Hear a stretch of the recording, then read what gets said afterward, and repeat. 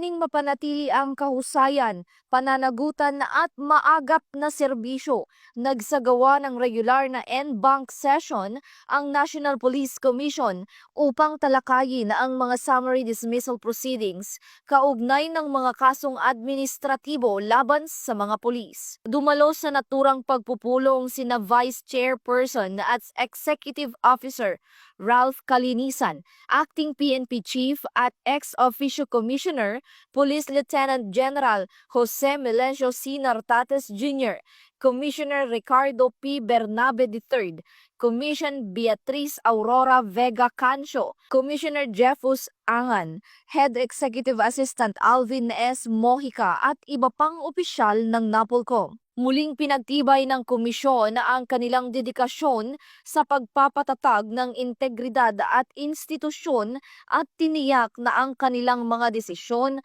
ay magsisilbing hakbang tungo sa mas episyante at serbisyong nakatuon sa publiko ng kapulisan.